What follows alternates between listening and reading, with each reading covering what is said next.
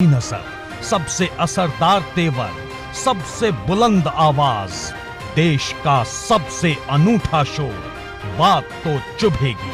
आज मेरी बातें उन लोगों को चुभ सकती हैं जो राजनीति को सिर्फ खेल समझते हैं। आज मेरी बातें उन लोगों को चुभ सकती हैं जिनकी नजर सियासत के सुरमाओं की मेहनत पर कम और बिसात के मोहरे की चालबाजियों पर ज्यादा रहती है। मेरी बातें आज उन तमाम लोगों को चुभने वाली हैं जिन्होंने तोल मोल कर बोलने वालों पर भरोसा नहीं, लेकिन मोल तोल वालों की हर बात पर आंख मूंद कर यकीन करने की आदत है। राजनीति को सिर्फ संभावनाओं का खेल समझने वालों से मैं कहना चाहता हूं कि यह पूरा सच नहीं है। बड़ी चुनावी जीत का इतिहास बताता है कि जिसके संगठन की ताकत जितनी मजबूत रही, उसे उतनी ही विशाल और विराट विजय मिली। रही बात जोड़ तोड़ वालों की, तो उन्होंने कई बार सरकारें तो बना ली, लेकिन वो मौसम की तरह बदलती रही। उत्तर प्रदेश का चुनाव इतिहास इसका गवाह है। हमने राज्य में अलग अलग दलों की पूर्ण बहुमत की सरकारों को पूरे 5 साल काम करते देखा है। इस बात का जिक्र मैं इसलिए कर रहा हूं क्योंकि पिछले 3 दिनों से उत्तर प्रदेश की राजधानी लखनऊ में सियासी गहमा गहमी तेज रही। वजह बीजेपी के राष्ट्रीय संगठन मंत्री बीएल संतोष का लखनऊ दौरा था। 52 घंटे का यह दौरा आज दोपहर में खत्म हो गया। इस बीच में सूत्रों के नाम पर खबर बताने वालों का दावा करने वाले कई लोगों ने कयासों से भरे कई गुब्बारे उड़ाए, लेकिन ज्यादातर की हवा निकल गई। दरअसल बीएल संतोष ने लखनऊ में जितनी भी मुलाकातें की, जितनी भी मीटिंग की, उसके पीछे फौरी फेरबदल का एजेंडा कहीं भी नहीं था। उसके पीछे संगठन और सरकार की आपसी कड़ियों को मजबूत करना था। इसका मकसद उस पावर स्विच को पूरी तरह से ऑन कर देना था जिसके दम पर मिशन 2022 के लिए पूरे संगठन को रिचार्ज किया जा सके।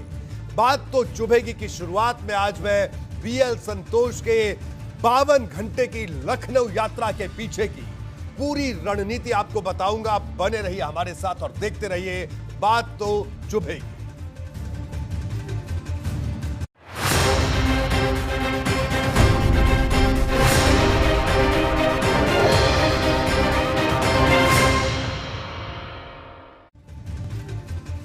जी हां, सियासत में कामयाबी का कोई शॉर्टकट नहीं होता, इसका कोई तय फॉर्मूला भी नहीं है।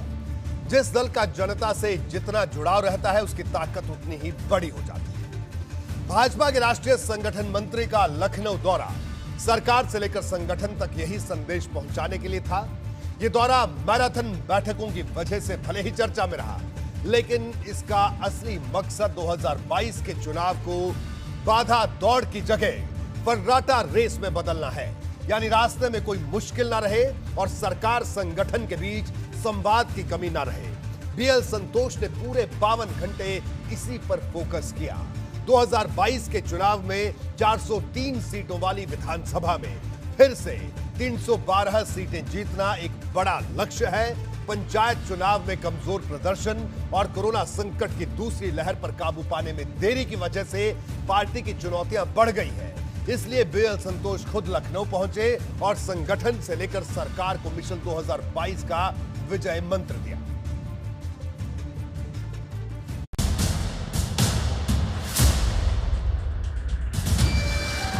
तीन दिनों का महामंथन, कितना रिचार्ज हुआ संगठन।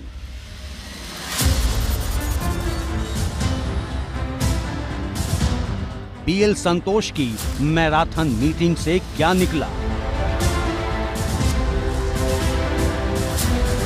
क्यों चर्चा में रहा 52 घंटे का तूफानी दौरा।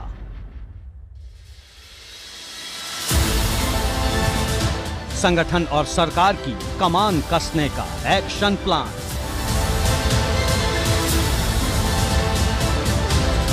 मिशन 2022 के लिए महासंवाद।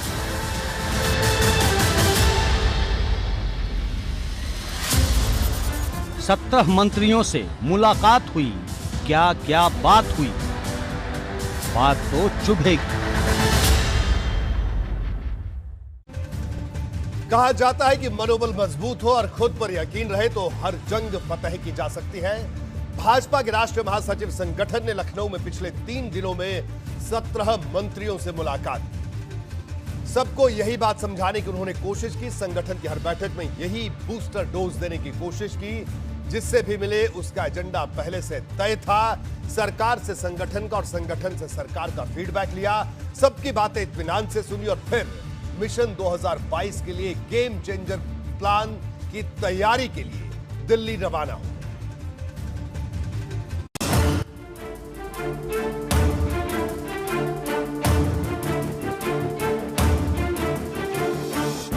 बीएल संतोष के 52 घंटे के इस दौरे को लेकर भाजपा के अंदरूनी गलियारे में जबरदस्त गहमागहमी रही।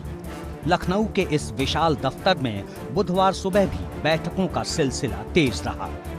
बुधवार को पार्टी दफ्तर में लखनऊ जिले के प्रभारियों को भी बुलाया गया था। इसमें जिला अध्यक्ष समेत पार्टी के कई और पदाधिकारी भी शामिल हुए। इस बैठक का मकसद जिला पंचायत चुनाव में पार्टी को कैसे अध्यक्ष की कुर्सी मिले, इस पर चर्चा हुई। बीएल संतोष ने बैठक में पदाधिकारियों से कहा कि पुरानी सारी बातें उन्हें पता है, उन्हें छोड़कर आगे कैसे चीजों को बेहतर किया जाए, इस पर चर्चा की जाए।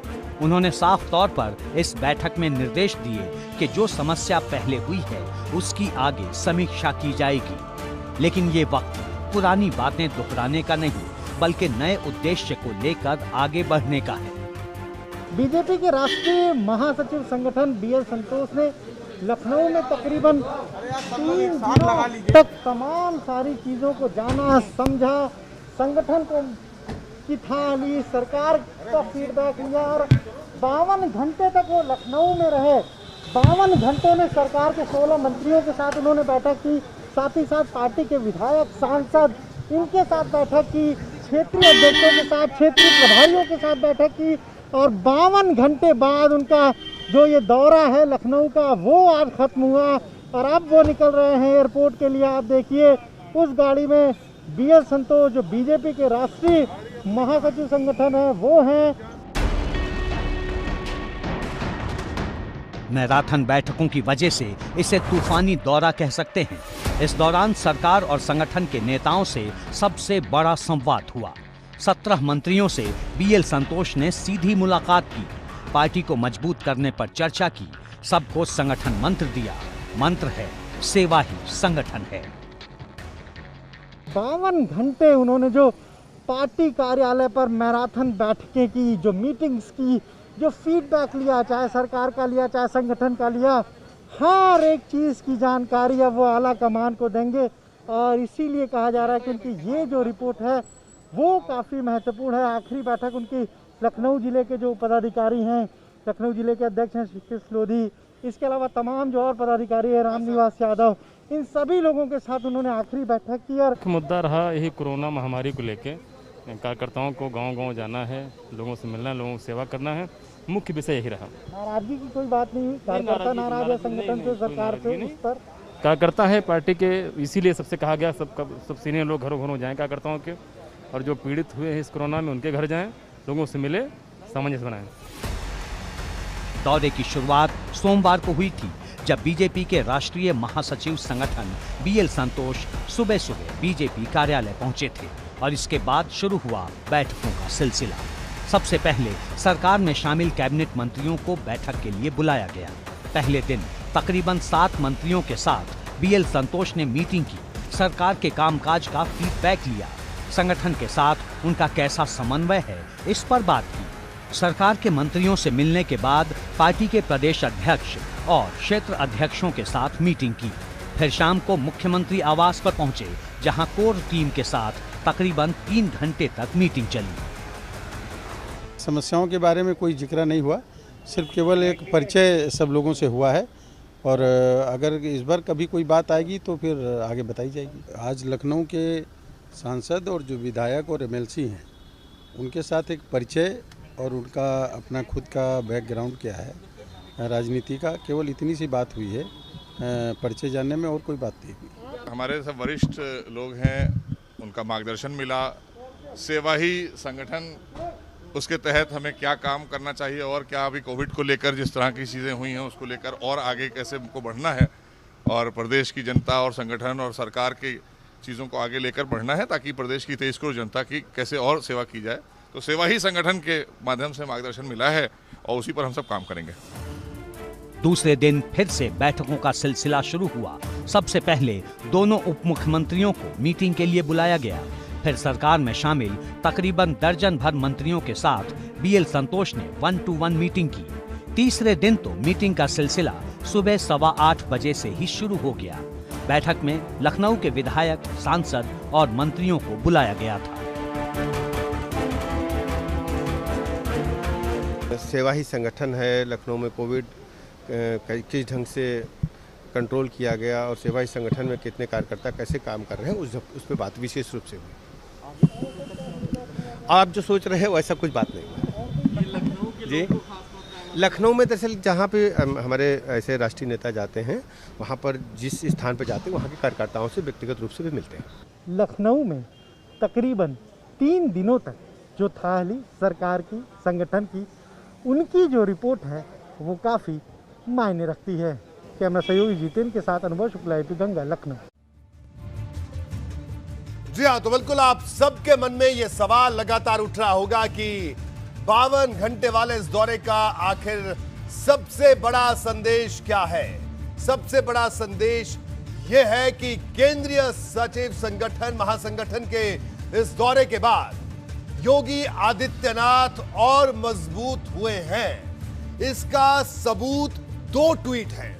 ये दोनों ट्वीट 8 घंटे के भीतर किए गए हैं। मैं इनका जिक्र यहां पर खास तौर पर करना चाहूंगा और मैं आपको बता दूं, हमारे साथ वीरेश पांडे भी मौजूद हैं भारतीय जनता पार्टी के ऑफिस से। 52 घंटे के इस दौरे को लगातार उन्होंने कवर किया और 54 घंटे भारतीय जनता पार्टी के ऑफिस में रहे हैं। ये वीरेश पांडे ने भी रिकॉर्ड बनाया है। इनसे हम बात करेंगे, लेकिन उससे पहले में जिन 2 ट्वीट्स का हमने जिक्र किया वो उनको जानना बेहद जरूरी है। वो ट्वीट बहुत बड़ा संदेश दे रहे हैं। जी हां, ट्वीट किया गया है बीएल संतोष ने, जिसमें लिखा है, उस पर गौर करें। 1 जून की रात 11:28 पर अपने ट्विटर में बीएल संतोष ने लिखा कि मुख्यमंत्री योगी आदित्यनाथ की अगुवाई वाली सरकार ने 12 साल से कम के बच्चों के माता पिता के टीकाकरण का फैसला किया।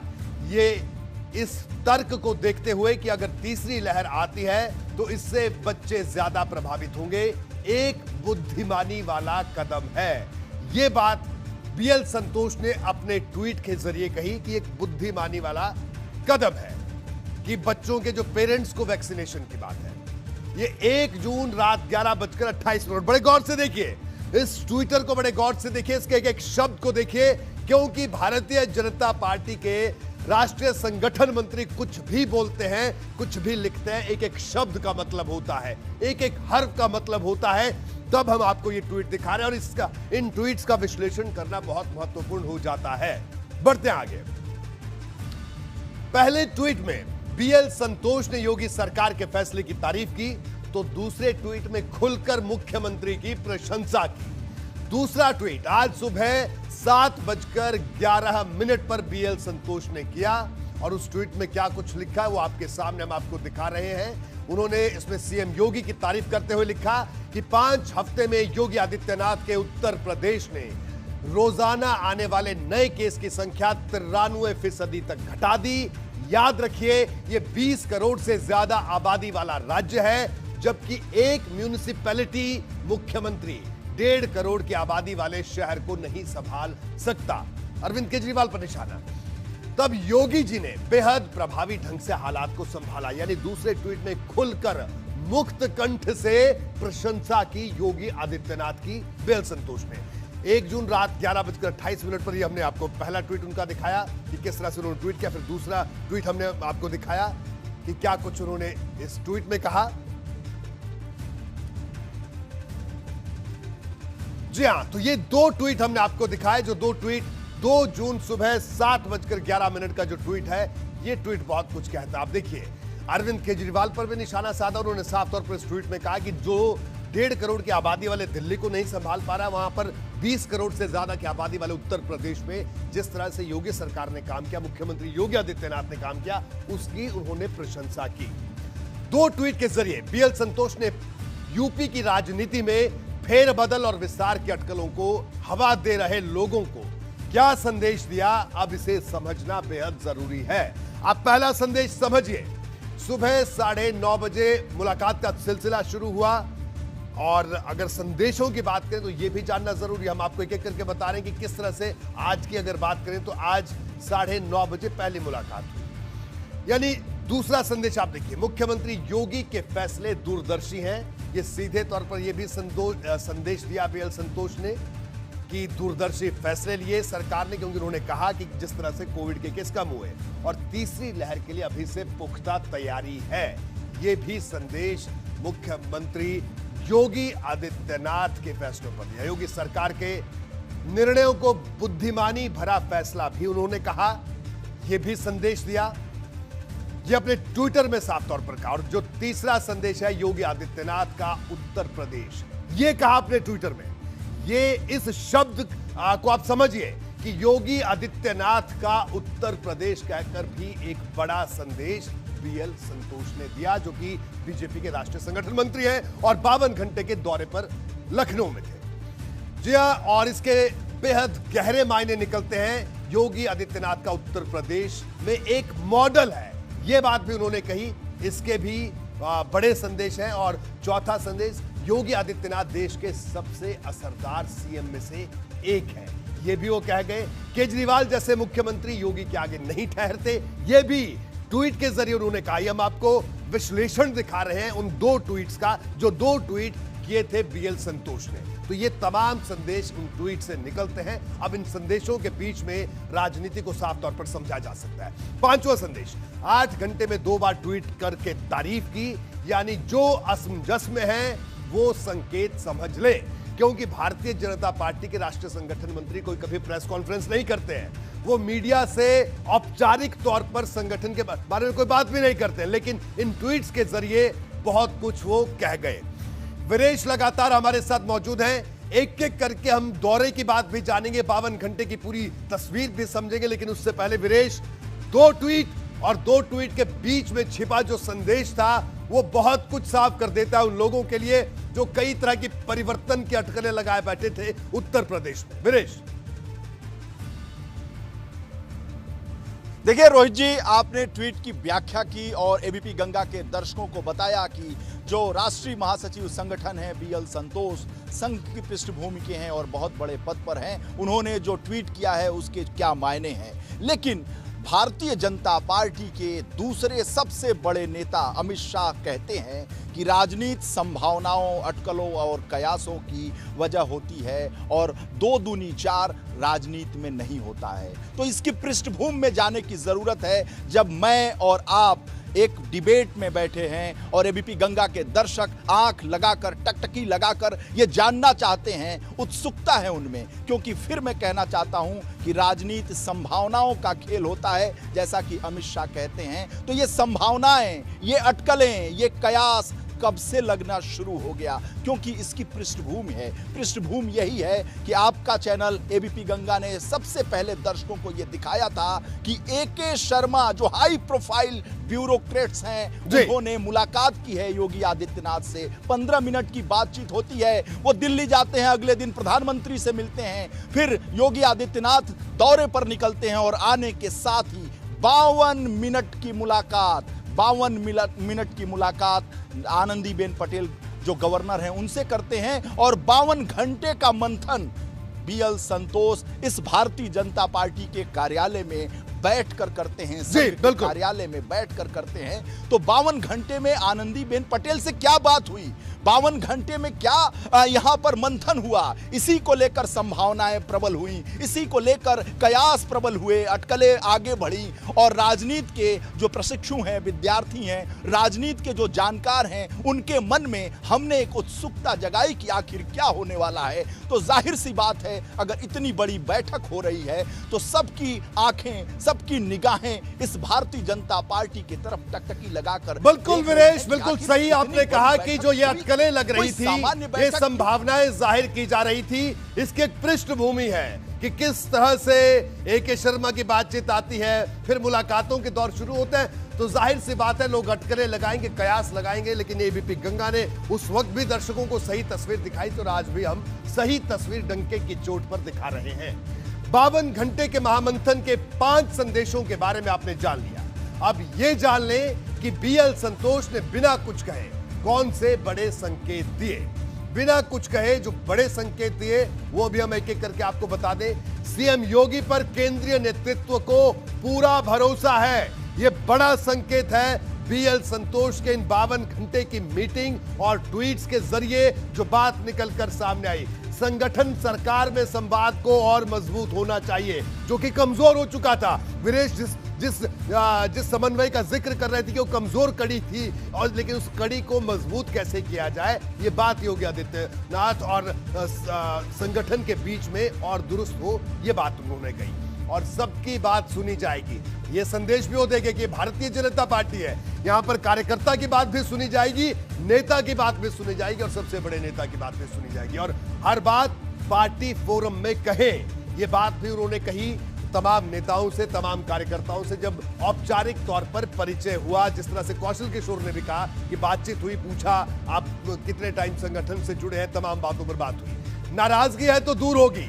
ये बात भी उन्होंने कही कि नाराजगी है तो दूर होगी, क्योंकि परिवार के भीतर का मसला है, परिवार में सुलझाया जाएगा। ये तमाम बड़े संकेत मतभेद को सही मंच पर जाहिर करे, ये बात भी, ये मंत्र भी वो कार्यकर्ताओं को दे गए। मतभेद को सही मंच पर ही रखें और मतभेद को मनभेद तक ना ले जाए, ये तमाम बातें उन्होंने अपने इस दौरे के दौरान कार्यकर्ताओं से, संगठन से, सरकार से कही। संगठन और सरकार एक दूसरे की राय जरूर ले, बड़े फैसलों पर राय जरूर ले और सामूहिकता के आधार पर फैसले हो, मिलजुल कर हर फैसला किया जाना चाहिए, जो कि संघ की भी नीति रीति रही है सामूहिक फैसलों की। और मिशन 2022 को सबसे ऊपर रखे, क्योंकि सरकार और सत्ता से ही जनता की सेवा सही ढंग से हो सकती है। इन तमाम बातों का जिक्र भी उन्होंने किया।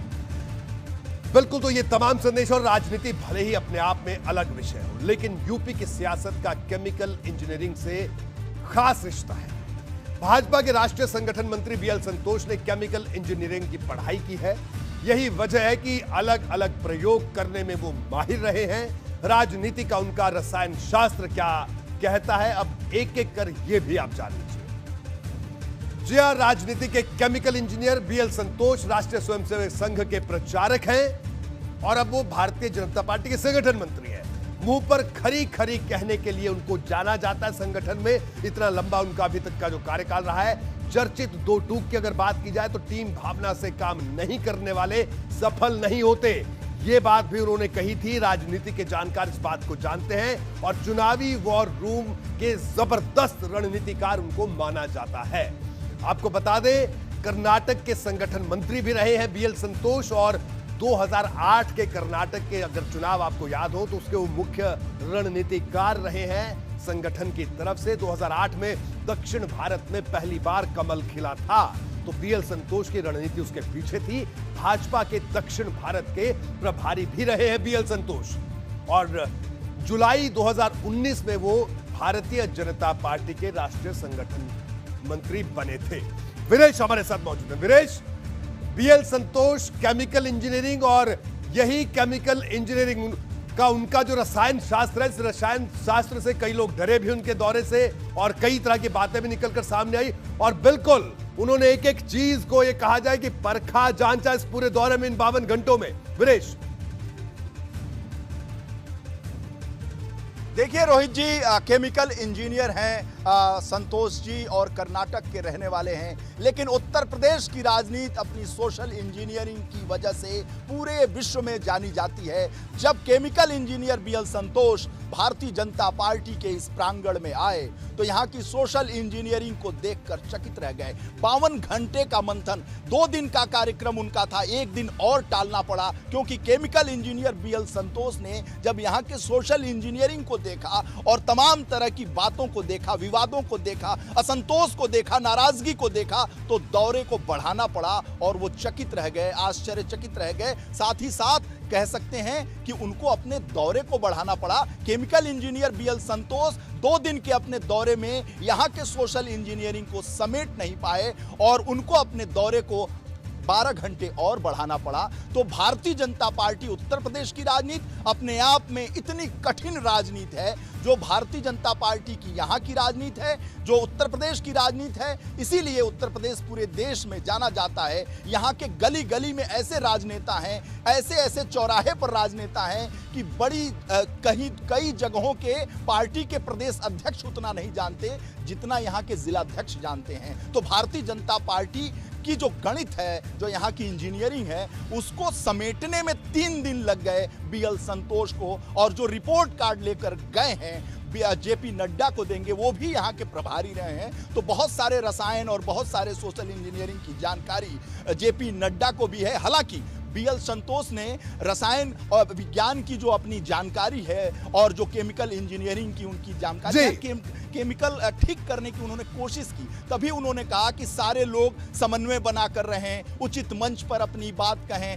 ढंग से बात कहें, आपस के बैर भाव को दूर करें, तमाम तरह के आदर्शवादी वाक्यों को उन्होंने कहा। लेकिन केमिकल इंजीनियर बीएल संतोष का भारतीय जनता पार्टी की उत्तर प्रदेश की राजनीति में, सोशल इंजीनियरिंग वाले राज्य में कितना ज्यादा असर होगा, ये देखने वाला वक्त बताएगा। रोहित जी, बिल्कुल वीरेश, आप हमारे साथ बने रहे। एक छोटे से ब्रेक के लिए हम लोग रुक रहे हैं। बीएल संतोष भारतीय जनता पार्टी के राष्ट्रीय संगठन मंत्री, उनका उत्तर प्रदेश का दौरा और 52 घंटों का दौरा कितना महत्वपूर्ण था। अब आपको यह बता दें कि बीएल संतोष से आज किन किन नेताओं की मुलाकात हुई है, जल्दी से इस पर एक नजर डाल लेते हैं।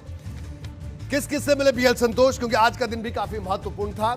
स्वतंत्र देव सिंह प्रदेश अध्यक्ष हैं भारतीय जनता पार्टी के, सुबह से ही वो पार्टी कार्यालय में मौजूद थे, उनकी मुलाकात हुई। इसके अलावा सूर्य प्रताप शाही कैबिनेट मंत्री है, उनसे मुलाकात हुई। कौशल किशोर सांसद हैं मोहनलालगंज से, उनसे भी मुलाकात हुई। इसके अलावा सिद्धार्थनाथ सिंह कैबिनेट मंत्री हैं, उनसे भी मुलाकात हुई, आज उनसे भी मुलाकात हुई। स्वाति सिंह राज्य मंत्री स्वतंत्र प्रभार है, उनसे भी मुलाकात हुई। इसके अलावा ब्रजेश पाठक कैबिनेट मंत्री हैं, उनसे भी मुलाकात हुई। और अविनाश त्रिवेदी विधायक हैं, उनसे भी मुलाकात हुई। आनंद शुक्ला विधायक से मुलाकात हुई। संजय जायसवाल से भी आज बीएल संतोष मिले। ये आज सुबह तमाम लोगों से, इन लोगों से मुलाकात हुई। वीरेश लगातार मौजूद है। वीरेश, तो आज इन तमाम लोगों से, और कई लोग ऐसे भी थे वीरेश जिनसे आज दूसरी बार जिनकी मुलाकात हुई।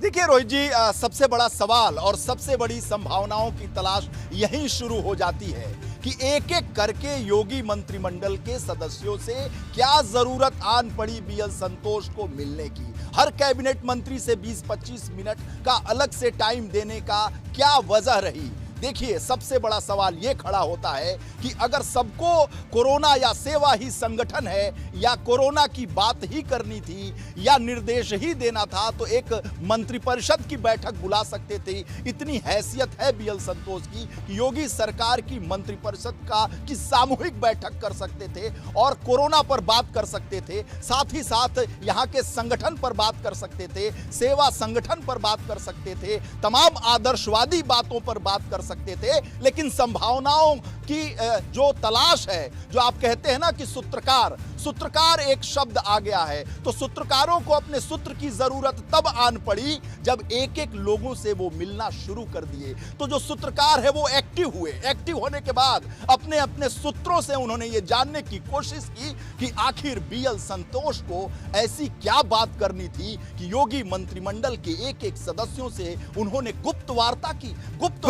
बिल्कुल वीरेश, तो ये तमाम वो बातें थी। और जिन सूत्रकारों का आप जिक्र कर रहे हैं, बिल्कुल खास तौर पर जो एजेंडाबाज सूत्रकार हैं, उनको खासा झटका जरूर लगा, क्योंकि संभावनाएं वो भी कई टटोल रहे थे।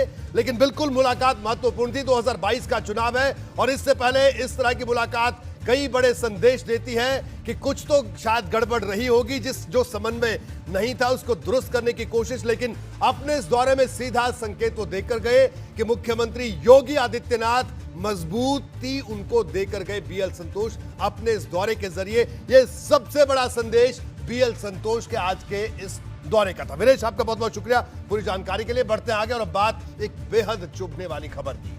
देश के सांसद, मुरादाबाद के सांसद की अगर हम बात करें, कानून के निर्माता होते हैं, लेकिन अगर वो ऐसी बातें कहने लगे जिसका ना तो तर्क से कोई वास्ता हो, ना कानूनी पहलू से और ना ही इसका कोई आधार हो, तो जाहिर है ये बात किसी को भी चुभेगी। सपा सांसद एसटी हसन ने एक ऐसा विवादित बयान दिया है जो किसी को भी हैरान करना वाला है। एसटी हसन को ऐसा लगता है कि कोरोना की जो महामारी फैली है और इन दिनों जिस तरह चक्रवाती तूफान आ रहे हैं, उसके पीछे मोदी सरकार की नीतियां जिम्मेदार हैं। यहां आपको यह भी बताना जरूरी है कि एसटी हसन सांसद होने के साथ साथ मुरादाबाद के प्रतिष्ठित डॉक्टर भी हैं। अब सांसद साहब की बात को सुनिए जो हर किसी को चुभ रही है।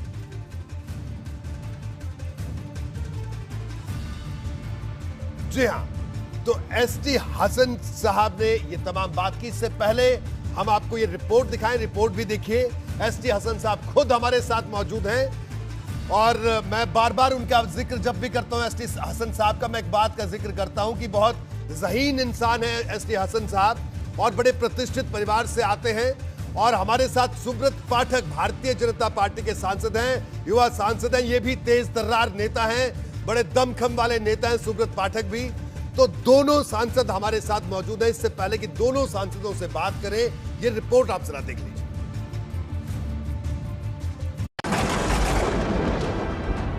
कितनी तेज बारिश हुई है और कितनी तेज हवा एक साथ।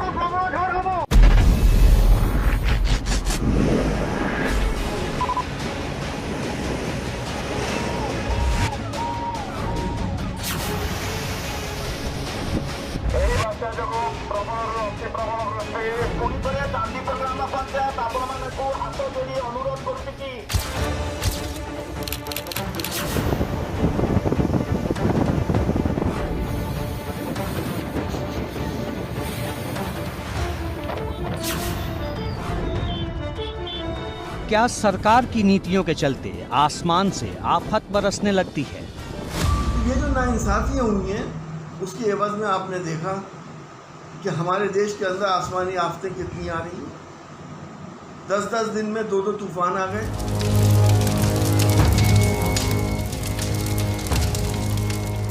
कितना देर वेट करें? मरीज मरने वाला होगा तो घर में मर ही जाएगा ना। 3 दिन से हम पूरे दिन यहाँ लाइन में लगे रहते हैं।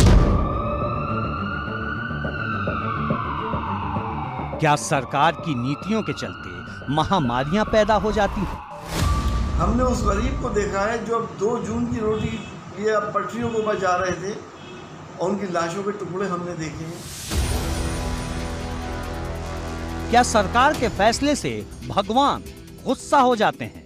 अगर जमीन वाले जब इंसाफ नहीं करते तो आसमान वाला इंसाफ करता है, और जब वो इंसाफ करता है तो उसमें इफ एंड बट नहीं हुआ करता। आप इसे कुतर्क कहिए, नासमझी कहिए, अंधविश्वास कहिए या अटपटी सोच, लेकिन ये बयान उस सांसद का है जिसे करीब 6.5 लाख लोगों ने चुनकर लोकसभा भेजा है। नाम है एसटी हसन और रहते हैं मुरादाबाद में।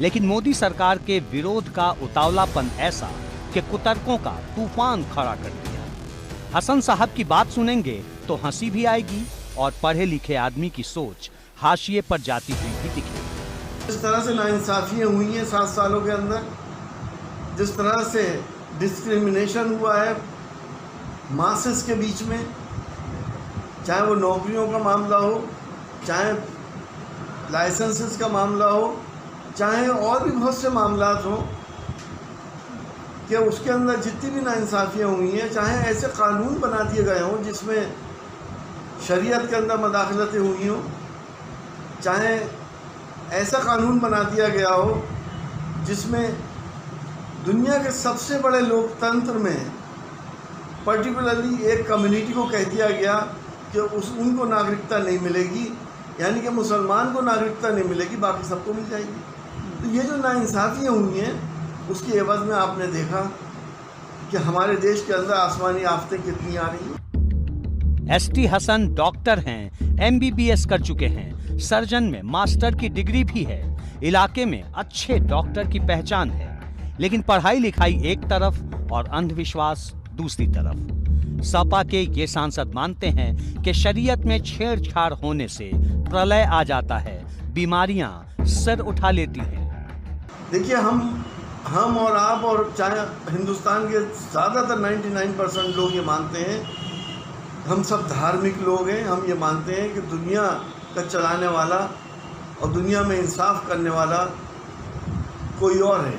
अगर ज़मीन वाले जब इंसाफ नहीं करते तो आसमान वाला इंसाफ करता है, और जब वो इंसाफ करता है तो उसमें इफ एंड बट नहीं हुआ करता। मोदी सरकार के दूसरे कार्यकाल के अभी 3 साल बाकी हैं और हसन साहब को डर है कि सरकार की नीतियों के चलते कहीं पृथ्वी ना हिल जाए, जमीन ना खिसक जाए और जलजला ना आ जाए।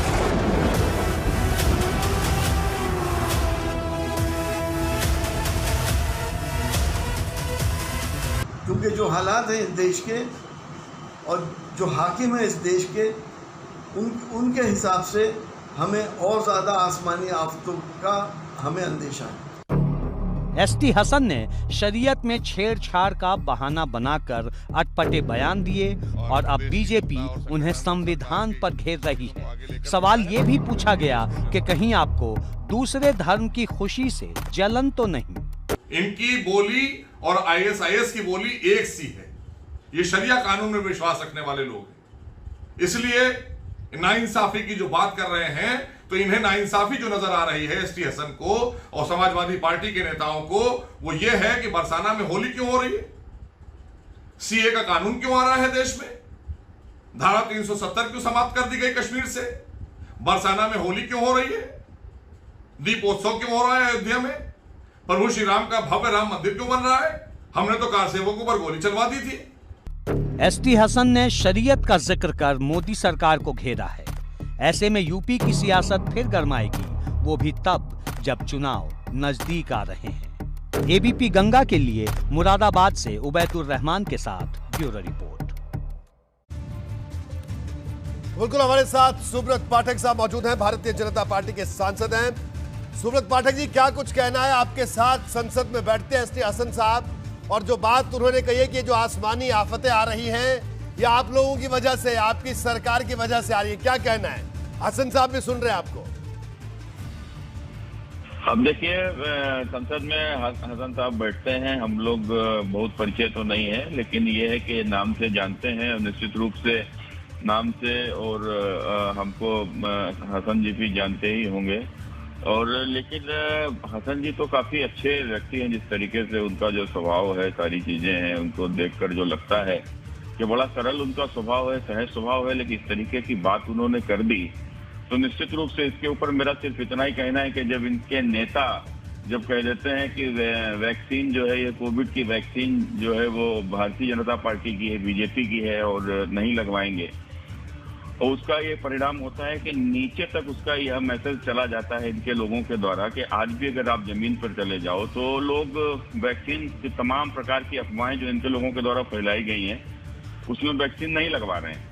तो निश्चित रूप से ये उस दल के लोग हैं कि जो कहीं ना कहीं अपने लिए अब केवल लोगों को गुमराह करना चाहते हैं कि अपनी सत्ता की प्राप्ति के लिए, और उसी से संबंधित एसटी हसन जी का एक वर्ग विशेष को ध्यान में रखकर इस प्रकार का ये इन्होंने बयान दिया है। तो मैं समझता हूँ कि ये काफी पढ़े, जब डॉक्टर हैं तो निश्चित रूप से अच्छे डॉक्टर हैं, आपने ही बताया, और तो कुल मिलाकर जिस प्रकार की स्थिति है तो मैं समझता हूँ कि एक बड़ा निराशाजनक इनका ये बयान है और एक हास्यास्पद बयान है। एसटी हसन साहब बताइए, जो बयान आपने दिया क्या कहना है आपका? आपने सुब्रत पाठक जी को भी सुना, उनका भी कहना है कि बड़ा अजीबोगरीब है बयान है। बताइए, आसमानी आफतें और ये तमाम चीजें ये इस वजह से है कि 7 साल से नरेंद्र मोदी की हुकूमत देश में चल रही है, ये किस तरह का बयान है साहब? क्या आप अपने बयान पर शब्दों पर अभी भी टिके हुए हैं? कि मैंने ये कहा है, मैं आपसे ये कहना चाहता हूं रोहित भाई जी, कि जब नाइंसाफियां होती हैं, जब लोगों के साथ ज्यादतियां होती हैं, तब उस वक्त ऊपर वाले की रहमतें हमारे ऊपर नहीं आती और ऐसी आपदाएं आया करती हैं। आप एक अच्छे हिंदू हैं, मैं मुसलमान हूं, मेरा और आपका मैं समझता हूं ये फेथ हैगा, हमारा ये विश्वास हैगा कि इस दुनिया को चलाने वाला हम लोग नहीं है, कोई और हैगा जिसने पूरे ब्रह्मांड का सृष्टि की है, वो चाहे अल्लाह हो, ईश्वर हो, गॉड हो, वाहेगुरु हो, वो मेरी निगाह में एक ही है। मेरा और आपका पैदा करने वाला अलग नहीं है।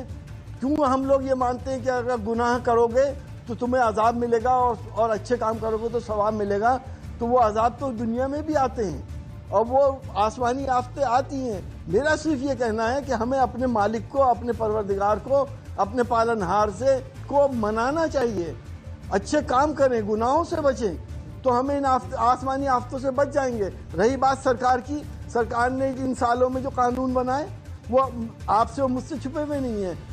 चाहे वो सीए का कानून हो, जब फसाद हुए हों या मॉब लिंचिंग हुई हो या जगह जगह नाइंसाफ़ियाँ अगर हुई हो और इंसाफ नहीं मिला है, तो जाहिर सी बात है जो हम सब का पालनहार है, जो हम सब का पैदा करने वाला है, वो कुछ ना कुछ सज़ा हम सबको देता है। सुब्रत पाठक साहब क्या कहना चाहेंगे? आपने सुना एसटी हसन साहब ने जो बयान दिया, उस पर उन्होंने जो अब वो बात कह रहे हैं। देखो, कुल मिलाकर इनके द्वारा जिस प्रकार का इन्होंने जो ये बयान दिया है, ये किस मानसिकता के साथ में दिया गया बयान है उसको हम अच्छे से समझ सकते हैं। किसी को इस देश में जो है तुष्टीकरण नाम दिया जाता है और एक देश का एक वर्ग, एक खासकर आज भी उस मानसिकता के साथ जुड़ा हुआ है जिस मानसिकता ने सदियों तक इस देश की प्राचीन विरासत को रौंदा है। चाहे वह सोमनाथ का विध्वंस हो और चाहे वह अयोध्या का विध्वंस हो, और उनको वह बात नहीं खटकती है, लेकिन अयोध्या में यदि राम मंदिर बनता है तो इनको खटकता है। सीए के कानून में जो पाकिस्तान से लोग किस प्रकार से पाकिस्तान में आजादी के समय पर वहां के ऊपर जो हिंदू आबादी थी, आज वहां की स्थिति क्या है, वह समाप्त हो गए, इनको वह नहीं खटकता है। कश्मीर से यदि हिंदुओं को किस प्रकार से बलात् निकाल दिया गया, हजारों मंदिरों का वहां के ऊपर विध्वंस किया गया, इनको वह बात नहीं खटकती है। अभी बंगाल में किस प्रकार से एक संप्रदाय विशेष के द्वारा वहां के ऊपर केवल हिंदू वर्ग के लोगों को, इसलिए केवल उन्होंने भारतीय जनता पार्टी को वोट कर दिया और इसलिए उनको कुचल दिया गया, उनके साथ में कितने जघन्य अपराध किए गए, ये इनको यह बात पीड़ा नहीं देती है। लेकिन सीएए के कानून पे यदि पाकिस्तान से आने वाले व लाचार हिंदुओं को यदि यहाँ के देश की नागरिकता दी जाती है तो इनको यह बात खटकती है, इनको यह बात खटकेगी, क्योंकि इस देश में राष्ट्रवादी सरकार है। इस देश में कोई तुष्टीकरण करने वाली, कोई चापलूसी करने वाली सरकार नहीं है जो इस देश को लूट रही हो, इसलिए किसी वर्ग विशेष की तुष्टीकरण कर रही हो। इस देश सरकार ने नारा दिया है सबका साथ, सबका विकास। अगर लाचार मुसलमान आ गया तो क्या करेंगे आप? इस देश में हमने आतंकवाद को कुचला है। जिस कश्मीर में आतंकवादियों को दमादों जैसे एसटी हसन साहब क्या कह रहे हैं आप? सुब्रत पाठक जी, एसटी हसन साहब कुछ कह रहे हैं, एसटी हसन साहब कुछ कह रहे हैं, आपकी बात है, बोलिए। और इनका दर्द स्वाभाविक है, इनका दर्द स्वाभाविक है। बोलिए हसन साहब। देखिए ये अपने एजेंडे पे आ गए हिंदू मुसलमान के। अगर पाकिस्तान में हिंदुओं के साथ जुल्म हो रहा है तो आप पाकिस्तान की हालत देखिए, ऊपर वाले ने उसको किस जगह पहुंचा दिया। अगर कहीं पे भी हिंदुओं के साथ जुल्म हुआ था, चाहे वो सोमनाथ का मंदिर हो, जुल्म करने वालों के साथ क्या किया ऊपर वाले ने? क्या ये बात छुपी हुई है? मैं कब मना कर रहा हूँ इस बात को, लेकिन उसको हिंदू मुसलमान की चश्मा उतार दिए भाई साहब। अब इस वक्त देखिए इंसानियत को, इस वक्त देखिए कोरोना को, इस वक्त ये सब काम मत करिए। लाशों के साथ एसटी हसन साहब मैं आपको रोकूंगा, एसटी हसन साहब मैं आपको रोकूंगा क्योंकि आपकी बात आज मुझे भी चुभी है, कई लोगों को चुभी है। क्यों चुभी है मैं आपको बताऊंगा, आपसे जवाब भी लूंगा। मैं आइए कुछ चीजें दिखाता हूं आपको, कुछ तर्कों पर बात करते हैं। एसटी हसन साहब मानते हैं कि जमीन पर जो फैसले लिए जा रहे हैं उसका असर आसमान से हो रहा है। उनके मुताबिक सरकार की नीतियों से नाराज होकर भगवान ही सब कुछ कर रहे हैं। मेरा सवाल है कि क्या पहले जो आपदाएं आई उसका सरकार की नीतियों से कोई नाता रहा है?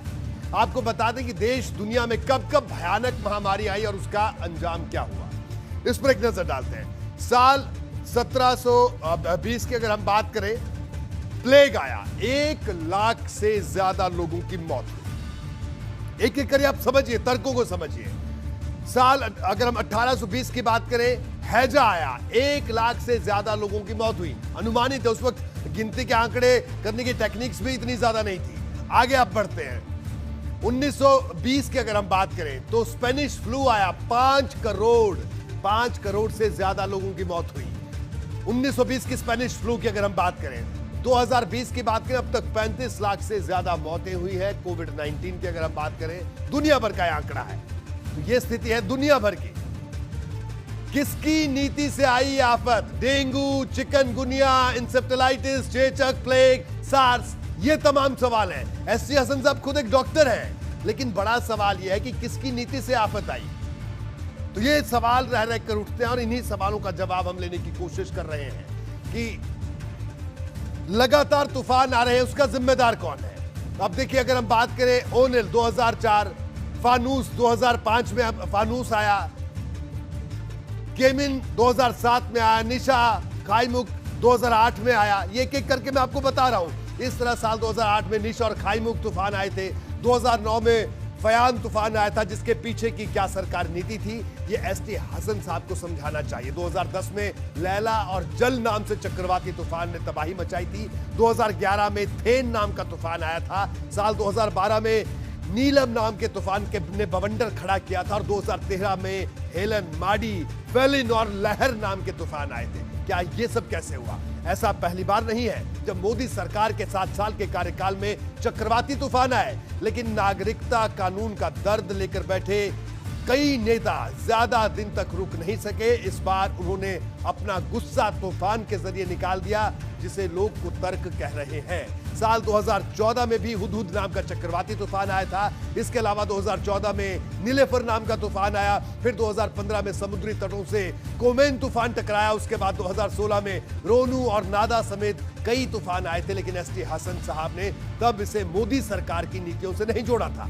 लेकिन इस बार मोदी सरकार में कुछ बड़े फैसले हुए तो एसटी हसन साहब ने इसको क्या सरकारी नीति से जोड़ा, ये भी सवाल उठता है। साल 2017 में ओखी और मोरा तूफान भी आया था। 2018 में तितली, डे, गाजा और फेथाई तूफान भी समुद्री तटों से टकराए थे।